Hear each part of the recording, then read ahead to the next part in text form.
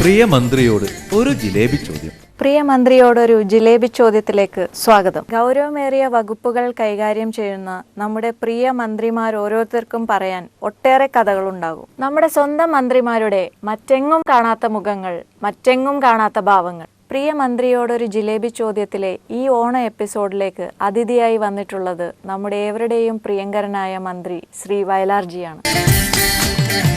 പ്രിയ മന്ത്രിയോട് ഒരു ജിലേബി ചോദ്യം. നമസ്കാരം. മലയാളി ഒരു പൊന്നോണം കൂടി ആഘോഷിക്കുന്നു. സാറിന്റെ ജീവിതത്തിൽ ഒട്ടേറെ ഓണാനുഭവങ്ങൾ കടന്നു പോയിട്ടുണ്ടാകാം. ഓർക്കാൻ സന്തോഷമുള്ളതും ചിലപ്പോൾ മറിച്ചും. മനസ്സിൽ തങ്ങി നിൽക്കുന്ന ഒരു ഓണാനുഭവം ഞങ്ങൾക്ക് വേണ്ടി ഒന്ന് പങ്കുവെക്കും. ഓണം ചെറുപ്പകാലത്തുള്ള ഏറ്റവും വലിയ ഉത്സാഹം തിമിർപ്പിൻ്റെ കാലമാണ്. പലപ്പോഴും അന്ന് ഉടുപ്പ് ഓണക്കോടി ഇടുക എന്നൊരാവേശം, തുണി മേടിച്ച് തയ്യക്കാരൻ്റെ കടയിൽ പോയി പൊന്നോണത്തിൻ്റെ രാവിലെയെങ്കിലും അത് മേടിക്കാനിവിടെ കാത്തിരിക്കുക, ഇങ്ങനെയൊക്കെ ധാരാളം അനുഭവങ്ങളുണ്ട് നമുക്ക്. അപ്പോൾ തയ്യക്കാരൻ്റെ ആഫീസിലായിരിക്കും നമ്മുടെ ജീവിതത്തിൽ കിട്ടാൻ ചെറുപ്പത്തിലെ വീട്ടിൽ ഇരിക്കുന്നതിന് പകരം അങ്ങനെയൊക്കെ ഉണ്ടാവും. പക്ഷെ ഒരു സംഭവത്തിന് ശേഷം ഞാൻ ഓണക്കോടി ഉപയോഗം നിർത്തി. അത് ഐ തിങ്ക് ഞാൻ 5ാം ക്ലാസ്സിലോ 6ാം ക്ലാസ്സിലോ പഠിക്കുമ്പോഴാണ്. അത് ഓർമ്മ ശരിയാണ്. കാരണം വെച്ചാൽ അന്ന് എനിക്ക് ഓണത്തിൻ്റെ ഷർട്ട് തോടി മേടിച്ചില്ല. വീട്ടിൽ ബുദ്ധിമുട്ടായിരുന്നു. വീട്ടിൽ ബുദ്ധിമുട്ടുകളുണ്ടായിരുന്നു. വീട്ടിൽ ഓണക്കോടിയൊക്കെ മേടിക്കാൻ മാത്രമുള്ള സാമ്പത്തിക ശേഷി പോലും ഇല്ലാത്തൊരവസ്ഥ എൻ്റെ വീട്ടിൽ അന്നുണ്ടായിരുന്നു. അപ്പോൾ അമ്മ എൻ്റെ ഒരു ഉടുപ്പ് തയ്ച്ച് ഇട്ട് തന്നു. അതിനുശേഷം ഇന്ന് വരെ ഞാൻ ഓണക്കോടി ഉപയോഗിച്ചിട്ടില്ല. അതൊരിക്കലും ജീവിതത്തിൽ മറക്കാത്ത ഇടമാണ്. പിന്നെ സന്തോഷമുള്ള, പിന്നെ കല്യാണത്തിന് ശേഷമൊക്കെ ഞങ്ങൾ ഓണം ആഘോഷിച്ചിട്ടുണ്ട്. ഇതുകൊണ്ട് പക്ഷേ കല്യാണത്തിന് ശേഷം വളരെ കുറച്ച് ഓണം ആഘോഷിച്ചു. ഒരു സ്റ്റേജ് കഴിഞ്ഞപ്പോൾ ഈ രാഷ്ട്രീയ പ്രവർത്തകൻ്റെ ആ ആവേശം മുഴുവൻ നിൽക്കുമ്പോൾ ഓണത്തിന് എവിടെയാണെങ്കിലും നാട്ടിൽ വരും, എൻ്റെ വീട്ടിൽ പോയി ഒരു ഓണം ഉണ്ണും. അതിൽ ഒക്കെ എൻ്റെ കണക്കുള്ള സുഹൃത്തുക്കൾ ക്ഷേത്രത്തിലുള്ള ഞങ്ങളുടെ എല്ലാവരും വീട്ടിൽ വന്ന് അമ്മ എല്ലാവർക്കും ഊണ് കൊടുക്കുന്നതാണ് പിന്നുള്ള ഒരു സംഭവം. ഓണ ആഘോഷത്തേക്കാൾ ഊണ് വീട്ടിൽ കഴിക്കാൻ നമ്മുടെ ഇവർ അവിടുത്തെ കോൺഗ്രസ് പ്രവർത്തകരും ഒക്കെ അതിന് എല്ലാ പ്രാവശ്യം വരുമായിരുന്നു. അങ്ങനെ ഉണ്ടായിരുന്നു. അതായിരുന്നു ഒരു അനുഭവം. സർ, കുറച്ചുകൂടി ചെറുപ്പകാലത്തിൽ നിന്ന് മുന്നോട്ട് പോയി കഴിഞ്ഞാൽ മേഴ്സി ചേച്ചിയുമായി പ്രണയത്തിലായിരുന്ന ആ ഒരു കാലം, ലൈഫ് കുറച്ചുകൂടി കളർഫുൾ ആയിരുന്ന ഒരു കാലം. സാറിന്റെ കാര്യത്തിലാണെങ്കിൽ പ്രത്യേകിച്ചും KSU, സമരം, പ്രക്ഷോഭം, പ്രണയം, മേഴ്സി ചേച്ചി, ഓണം, ഇതെല്ലാം ഒന്ന് ചേർത്ത് ഞങ്ങൾക്ക് വേണ്ടി പറയാം. പ്രണയം ഒരു വലിയ ഒരു ഏറ്റവും രഹസ്യമായി എനിക്ക് സൂക്ഷിക്കാൻ കഴിഞ്ഞ ഏക സംഭവം എൻ്റെ പ്രേമമാണ്. അത് ആർക്കും അങ്ങനെ കണ്ടുപിടിക്കാൻ പറ്റിയിരുന്നില്ല. മേഴ്സിയുടെ വീട്ടുകാർക്ക് പോലും. ഞാൻ അയക്കുന്ന കത്തുകൾ വത്സല എന്ന പേരിലായിരുന്നു. അത് സ്ത്രീ എഴുതുന്നവന് എഴുതാനും എനിക്ക് കഴിവുണ്ടായിരുന്നു. അത് വായിച്ചിട്ട് മേശപ്പത്തിട്ടാൽ ആരും എടുത്ത് നോക്കിയാൽ മനസ്സിലാവില്ല. മേഴ്സിക്ക് മനസ്സിലാവും ഞാൻ എന്താ എഴുതിയിരിക്കുന്നതാണ്. മനസ്സിലായില്ലേ? അതൊരു രസമുള്ള കാലഘട്ടമായിരുന്നു. പക്ഷെ ആർക്കും അറിയില്ലായിരുന്നു. പക്ഷെ അത് ഇടയ്ക്ക് ഒരാൾ കണ്ടുപിടിച്ചത് അവതാരികയുടെ ബാപ്പ തന്നെ. അത് ഞാൻ ഫോൺ ചെയ്യുമ്പോൾ ഈ കേമിൻ്റെ ഫോൺ ഇപ്പോൾ കട്ട് ചെയ്തെങ്കിലും പിന്നെ രവി ആരോടാ അന്ന് ഫോൺ ചെയ്ത് അതൊരു ഫ്രണ്ട് എന്നൊക്കെ പറഞ്ഞെങ്കിലും അദ്ദേഹം റിസർച്ചൊക്കെ നടത്തിയതിന് ശേഷം അത് പോട്ടെ, അത് വേറെ കഥ. പക്ഷെ അതിനുശേഷം കല്യാണങ്ങൾ കഴിഞ്ഞതിന് ശേഷം ഒരു ഓണത്തിനൊക്കെ വീട്ടിലായിരുന്നു കൂടുതൽ. ചേർത്തല വീട്ടിൽ അമ്മ ജീവിച്ചിരിക്കുന്ന കാലം വരെ വീട്ടിൽ കൂടുമായിരുന്നു. പിന്നെ അങ്ങനെ അതങ്ങ് കുറഞ്ഞു വന്നു. പിന്നെ ഒരു പൂർണ്ണമായും രാഷ്ട്രീയ ജീവിതമായപ്പോഴത്തേക്ക് ഓണത്തിന് ആ തിരുവോണോത്സവം വരിക എന്നതിനപ്പുറത്ത് അന്നത്തെ വീട്ടിൽ പോകുക എന്നതിനപ്പുറത്ത് ഒരാഘോഷമൊന്നും പിന്നെ ഉണ്ടായിട്ടില്ല. സർ, എന്തിനേയും ചോദ്യം ചെയ്തേ അംഗീകരിക്കാവൂ എന്നൊരു തലമുറയെ പഠിപ്പിക്കാൻ ധൈര്യം കാണിച്ച ഒരു നേതാവാണ് സർ. ഇന്ദിരാഗാന്ധിയുടെ കാലത്ത് പോലും പാർട്ടിക്ക് അകത്തും പുറത്തും അനീതിക്കെതിരെ ശബ്ദമുയർത്താൻ ഉള്ള ഒരു നേതാവായിരുന്നു. പക്ഷെ ആ ഒരു ശബ്ദം ഡൽഹിയിലേക്ക് കൂടുമാറിക്കഴിഞ്ഞപ്പോൾ അതിൻ്റെ ഒരു മുഴക്കം കുറഞ്ഞു പോയോ എന്ന് ചോദിച്ചാൽ സർ എന്ത് പറയും? കുറഞ്ഞെന്ന് പറയാൻ പറ്റില്ല. പക്ഷേ ഇന്ദിരാഗാന്ധിയുടെ കാലത്തിന് ശേഷവും രാജാവിൻ്റെ കാലത്ത് ശ്രീ മൻമോഹൻ സിംഗ്, PV നരസിംഹറാവു വന്നപ്പോഴും പുതിയ സാമ്പത്തികം വന്നപ്പോൾ അതിനെ എതിരായി തിരുപ്പതിയിൽ പ്രസംഗിച്ച ഒരേ ഒരു വ്യക്തി ഞാനാണ് പ്രസംഗിച്ചത്. തെറ്റതിനെ ഒരു വിയോജിപ്പ് പറഞ്ഞ ഒരാളെ ഞാൻ. അതിനുശേഷം ഞാൻ അന്നത്തെ പ്രധാനമന്ത്രിക്ക് അതിനെക്കുറിച്ച് കത്തയച്ചിട്ടുണ്ട്. ഇൻ റൈറ്റിംഗ് എൻ്റെ വിയോജിപ്പ്. അതിനുശേഷം എന്നെ ഡൽഹിയിൽ വിളിച്ച് സംസാരിച്ചിട്ടുണ്ട്. പുതിയ സാമ്പത്തിക നയത്തെക്കുറിച്ച് സംസാരിച്ചിട്ടുണ്ട്. അന്ന് ധനകാര്യമന്ത്രിയായിരുന്ന ശ്രീ മൻമോഹൻ സിംഗ് എന്നോട് ഞാൻ കണ്ടു. കണ്ടു കഴിഞ്ഞപ്പോൾ അദ്ദേഹത്തോട് എൻ്റെ അഭിപ്രായങ്ങൾ പറഞ്ഞപ്പോൾ അദ്ദേഹത്തിൻ്റെ അഭിപ്രായം അദ്ദേഹം പറഞ്ഞത് ഇങ്ങനെയൊക്കെയാണ് നമ്മുടെ നയം എന്നൊക്കെ പറഞ്ഞതിന് ശേഷം ചോദിച്ചു what you suggest what shall I do Tirupati resolution പറഞ്ഞു.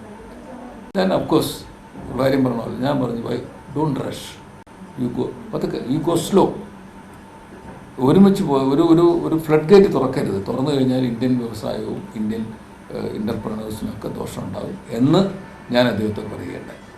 അതിനുശേഷം കേരളത്തിലെ കാര്യങ്ങളിലൊക്കെ ഞാൻ അഭിപ്രായം പറയാറുണ്ട്.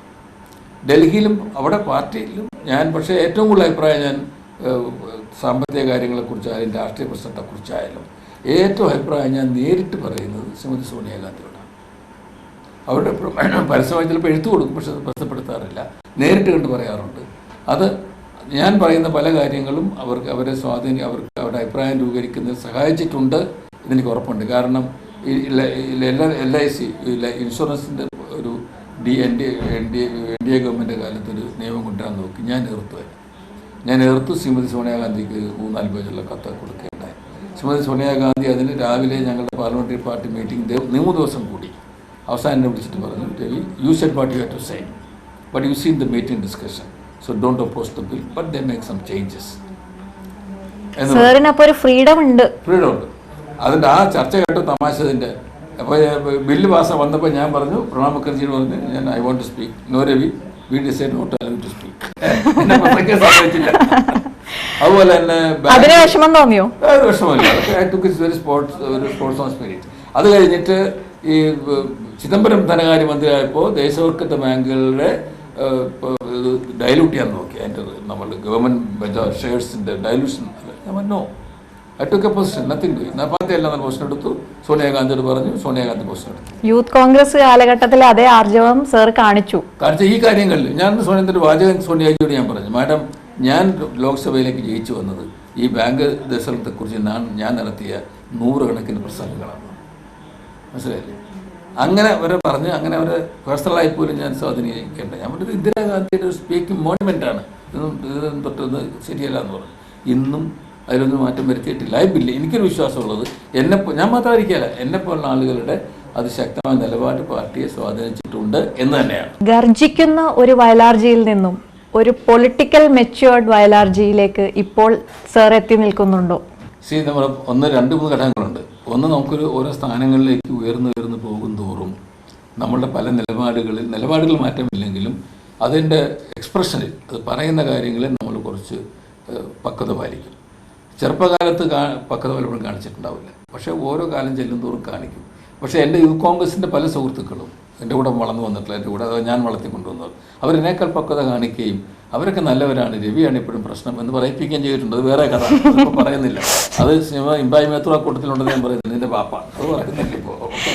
അപ്പോൾ അങ്ങനെയുള്ള ഒരു നമ്മുടെ ഇപ്പോൾ എൻ്റെ പൊസിഷൻ, ഞാൻ ACN സെക്രട്ടറി ഒക്കെ ആയപ്പോഴത്തേക്ക് വളരെ മെച്യൂരിറ്റി കാണിക്കേണ്ടി വന്നു. എന്നുവെച്ചാൽ പല കാര്യങ്ങളിലും അടക്കേണ്ടി വന്നു.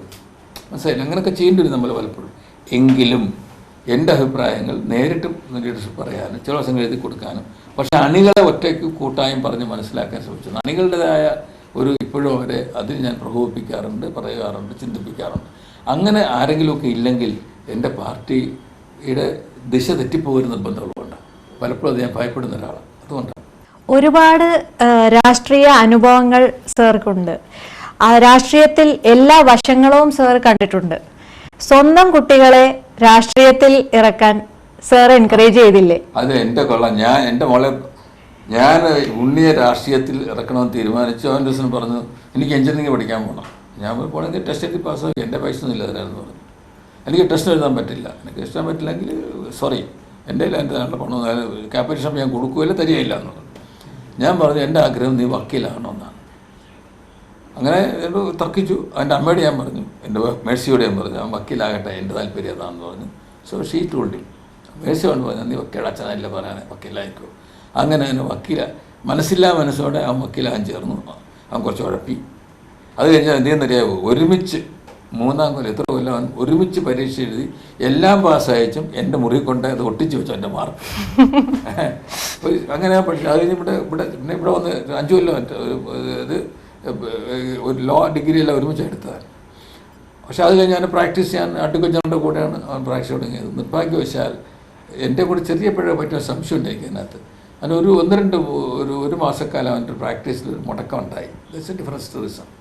അത് കഴിഞ്ഞ് അവൻ്റെ കല്യാണം വന്നപ്പോഴത്തേക്ക് മദ്രാസിലെ പെൺകുട്ടിയുണ്ട് കല്യാണം കഴിക്കാൻ.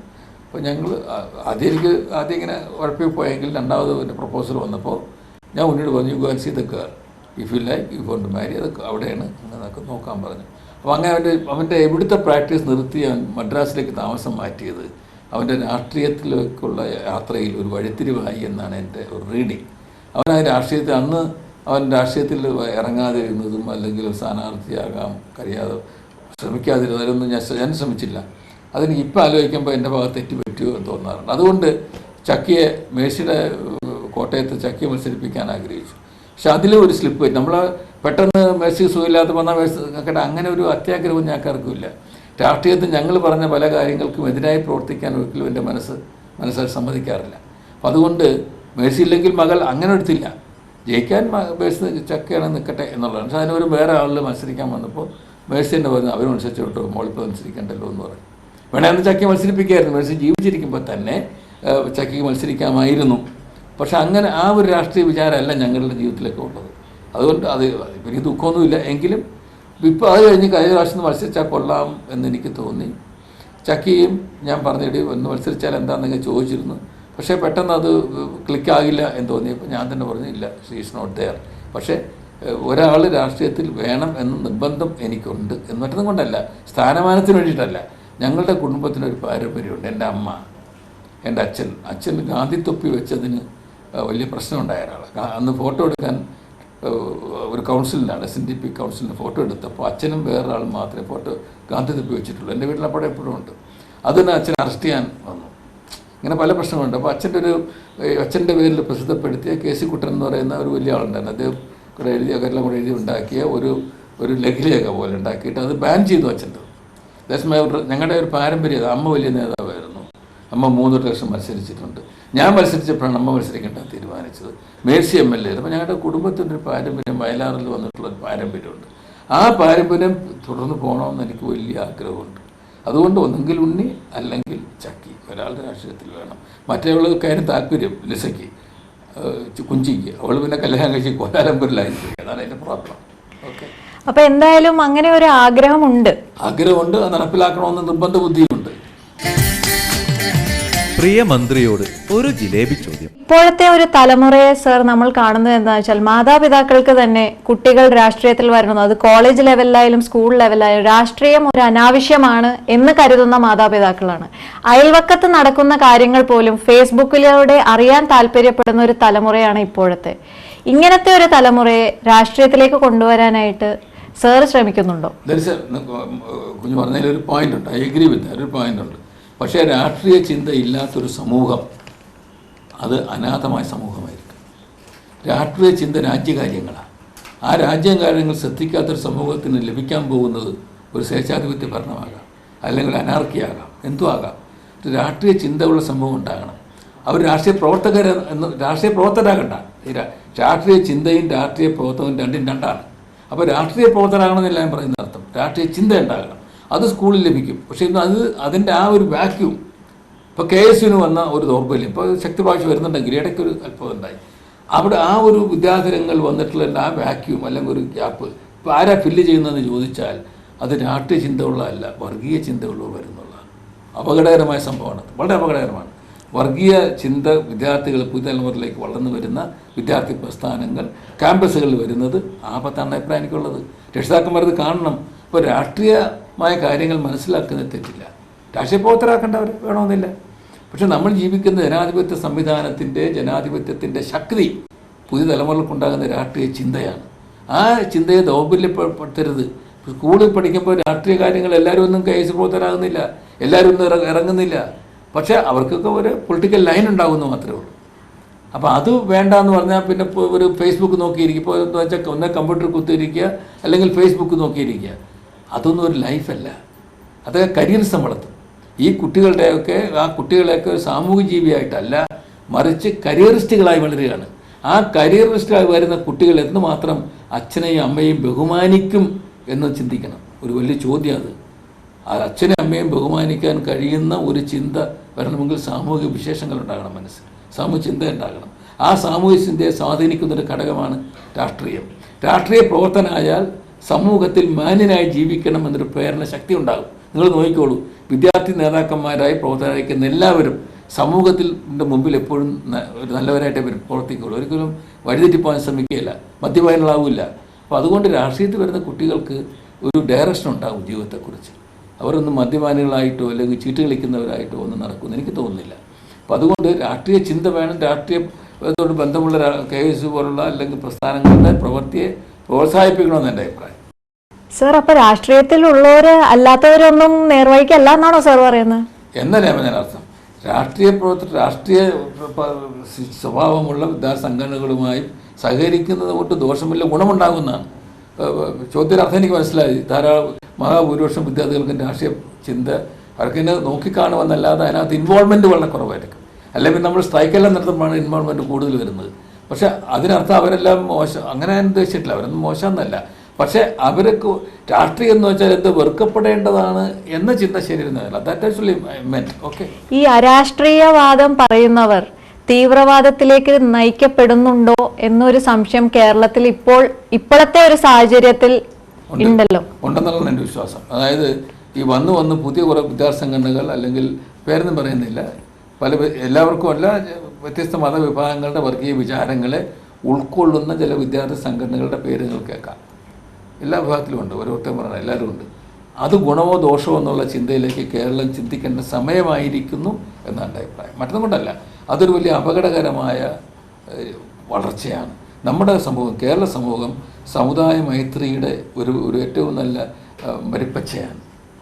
ഇത്രയും നല്ലൊരു സംസ്ഥാനം ഇന്ത്യയിലുണ്ടെന്ന് എനിക്ക് അഭിപ്രായമില്ല. പക്ഷെ അവിടെ പുതിയ വിഷവിത്തുകൾ വന്നുകൂടാ എന്നുള്ള എൻ്റെ അഭിപ്രായം. സാറിന്റെ ഉള്ളിൽ ഇപ്പോഴും ഒരു KSUകാരനും യൂത്ത് കോൺഗ്രസ്സുകാരനും ജീവിച്ചിരിക്കുന്നുണ്ട് എന്നത് ഞാൻ ഇതിൽ നിന്ന് അങ്ങോട്ട് വായിച്ചെടുത്തോട്ടെ. തീർച്ചയായിട്ടും എൻ്റെ മനസ്സിൽ ഇപ്പോഴും KSUകാരുണ്ട്, യൂത്ത് കോൺഗ്രസ്സിനുമാണ്. ചിലപ്പോൾ പെട്ടെന്നുള്ള രാഷ്ട്രീയത്തിലൊക്കെ പോലെ എൻ്റെ റിയാക്ഷൻസ് ഉണ്ട്. അതെൻ്റെ പഴയ KSU യൂത്ത് കോൺഗ്രസ് ഭാഗത്തുനിന്നുണ്ടായിട്ടുള്ളതാണ്. പിന്നെ മാത്രമല്ല, KSUവിൻ്റെ കാര്യത്തിൽ അല്ലെങ്കിൽ യൂത്ത് കോൺഗ്രസ് കാര്യത്തിലും എനിക്കൊരു അഭിമാനമുള്ളത് ഇന്നത്തെ കോൺഗ്രസിൻ്റെ മുഴുവൻ തലമുറയും കൊണ്ടുവന്നിട്ടുള്ള KSU ആണ്. അതൊരു ആദർശ സമ്പന്നമായ തലമുറയായിട്ട് വളർന്നു വന്നതാണ്. പക്ഷേ എനിക്ക് ദുഃഖം ചിലപ്പോഴും തോന്നുന്നത് ആ ആദർശ സമ്പന്നതയെ വളർത്താൻ ശ്രമിച്ചിട്ടുള്ള ഘടകങ്ങൾ ഇന്ന് നഷ്ടപ്പെട്ടു പോയിരിക്കുന്നുള്ളതാണ്. ഇന്ന് ക്യാമ്പുകളില്ല, സ്റ്റഡി ക്ലാസ്സുകളില്ല, സോഷ്യലിസ്റ്റ് വിചാരങ്ങളെക്കുറിച്ച് അല്ലെങ്കിൽ സാമൂഹ്യ ചിന്തയെക്കുറിച്ചുള്ള ചർച്ചകളില്ല. അതൊക്കെ തിരിച്ചു കൊണ്ടുവരണം എന്ന് പലപ്പോഴും തോന്നുമെങ്കിലും എനിക്കൊരു KSUകാരനാകാൻ പറ്റൂലല്ലോ, മനസ്സുകൊണ്ടാണെങ്കിൽ കൂടിയും. അതെ, ഇപ്പൊ നമുക്ക് ഗ്രാൻഡ് ഫാദർ ആയില്ലേ, അപ്പൂപ്പനായില്ലേ, അപ്പൊ ഇങ്ങനെ ആകുമ്പോൾ ഉണ്ണിക്ക് പിള്ളേരായി, കുഞ്ചിക്ക് മക്കളായി, പിന്നെ എങ്ങനെ പറ്റുന്നത്? സാർ ഇപ്പൊ പറഞ്ഞൊരു കാര്യം, എടുത്തുചാട്ടത്തിന്റെ കാര്യം, സാറിനെ പറ്റി പറയുന്നത് തന്നെ ഒരു എടുത്തുചാട്ടവും ദേഷ്യപ്പെടലും ഉണ്ടെന്നാണ്. അതിനെക്കുറിച്ച് എന്താണ് സാറിന് പറയുന്നത്? അതെൻ്റെ ഒരു സ്വഭാവ വിശേഷമായിരുന്നു. ഒരുപക്ഷെ KSUവിനെ വളർത്തിയെടുക്കാനും KSU പാളിപ്പോകാതിരിക്കാനും പുതിയ നേതൃനിരയെ തിരഞ്ഞെടുക്കാനും ഒക്കെ സഹായിച്ചിട്ടുള്ളത് എൻ്റെ ആ ഒരു സ്വഭാവ വിശേഷമാണ്. തെറ്റായ കാര്യങ്ങൾ എല്ലാം ശരിയല്ല, നോ ഐ ഡോണ്ട് എഗ്രി, അത് നടക്കുക ചെയ്യാൻ പറ്റില്ല എന്ന് പറയും. അത് ഞാൻ പിന്നെ അത് ചെയ്താൽ ശരിയാകുമോ, നമുക്ക് മാറ്റുക, അങ്ങനെ ഞാൻ ചോദിക്കാറില്ല. നോ എന്ന് വെച്ചാൽ നോ എന്ന് തറപ്പിച്ച് പറയും, എംഫാറ്റിക് ആയിട്ട് പറയും. ചിലരോട് ഇഷ്ടമില്ലെങ്കിൽ പറയും, നേരെ മൊത്തം പറയും നീ ശരിയല്ല കേട്ടോ എന്ന്. അത് പിന്നെ എന്നോട് പലരും പറഞ്ഞു, അങ്ങനെ പറയില്ലേ, നിങ്ങളിത് ശത്രുക്കളെ ഉണ്ടാക്കുന്ന. ഞാൻ ശത്രുക്കളെ ഉണ്ടായാലും സത്യം പറയണ്ടെന്ന് പറയും. പക്ഷേ ശത്രുക്കളെ ഉണ്ടാക്കേണ്ട ചോദ്യം ശരിയാണ്. പക്ഷെ അങ്ങനെ പറഞ്ഞതിൻ്റെ പേരിൽ എന്നോട് പിണങ്ങിയിട്ട് ധാരാളം ഉണ്ടാകാം. പക്ഷെ ഞാൻ അതിലല്ല എന്ന് വെച്ചാൽ, ഞാൻ എൻ്റെ പാർട്ടിയെ KSU കോൺഗ്രസ് മൂവ്മെൻറ്റിൻ്റെ കരുത്ത്, അതിൻ്റെ കാഴ്ചപ്പാട്, അതിനെക്കുറിച്ചുള്ള ഒരു സങ്കല്പം എനിക്ക് അന്നും ഇന്നും എന്നും ഉണ്ട്. നമ്മുടെ ഓരോരുത്തരും നിങ്ങൾ എടുത്തോളൂ വന്നിട്ടുള്ള നമ്മുടെ മുഖ്യമന്ത്രിമാർ ആരാ KSUകാരല്ലാത്തവർ, മന്ത്രിമാർ KSUകാരല്ലാത്തവർ ആരാ, MLAമാർ മഹാഭൂരിപക്ഷവും, MP മാർ, ഇതെല്ലാം കാണിക്കുന്ന ഒരു തലമുറയ്ക്ക് മുഴുവൻ വരാൻ അവസരമുണ്ടാക്കിയത്, അവരെ ഒരുവഴിക്ക് ചിന്തിപ്പിച്ചത്, ഒരുപക്ഷെ തെറ്റുകളിൽ നിന്നും അവരെ പിന്തിരിപ്പിച്ചിട്ടുള്ളതൊക്കെ എൻ്റെ ഈ ഒരു പലപ്പോഴും വിമർശിക്കപ്പെടുന്ന അല്ലവാ ശരിയല്ലല്ലോ എന്ന് പറയുന്ന സ്വഭാവ വിശേഷം തന്നെയാണ് എൻ്റെ അഭിപ്രായം. അതിനെനിക്ക് ദുഃഖമൊന്നുമില്ല. ഒരുപക്ഷെ എന്നോട് പേഴ്സണലായിട്ട് എനിക്ക് കുറച്ച് നഷ്ടം ഉണ്ടായിട്ടുണ്ടാകാം, ഇല്ലെന്ന് ഞാൻ പറയുന്നില്ല. എൻ്റെ പേഴ്സണൽ നഷ്ടത്തേക്കാൾ കൂടുതൽ എൻ്റെ പാർട്ടി ഗുണമുണ്ടായി എന്നുള്ളതാണ് എന്നെ സന്തോഷിപ്പിക്കുന്നത്. വീണ്ടും ഓണം വരവായി. കുട്ടിക്കാലം ജനിച്ച കാലം തുടങ്ങി നമ്മൾ മലയാളികൾ കേൾക്കുന്നതും അറിയുന്നതും ആഘോഷിക്കുന്നതുമായ മഹോത്സവമാണ്. കുട്ടിക്കാലം തുടങ്ങി ഓണത്തിന് ഒരു കോടിയുടുപ്പിട്ട് ഒരു കേഴുടുപ്പിന് നിക്കറുമിട്ട് തലപ്പന്ത് തട്ടി കളിക്കുന്ന കാലം മുതൽ ആ ഓർമ്മകൾ അയവിറക്കുന്ന മുഹൂർത്തങ്ങളൊക്കെയും ഓടിയെത്തുന്നത് ഈ ദിവസങ്ങളിലാണ്. അത് നമ്മളിപ്പോൾ ഓണസദ്യ ഉണ്ണുമ്പോഴും അതുണ്ട്. അങ്ങനെ നമ്മൾ ആ ഓണസദ്യയിൽ നമ്മളത് ആഹ്ലാദം കണ്ടെത്തുന്നു. അങ്ങനെയുള്ള നമ്മുടെ ഓണം, നമ്മുടെ മഹോത്സവം, മലയാളിയുടെ മഹോത്സവം വീണ്ടും എത്തുകയാണ്. ഈ മഹോത്സവത്തിൽ നിങ്ങൾക്ക് എല്ലാവർക്കും എൻ്റെ ഓണാശംസകൾ. കേരള വിഷൻ്റെ എല്ലാ പ്രേക്ഷകർക്കും എൻ്റെ ഓണാശംസകൾ.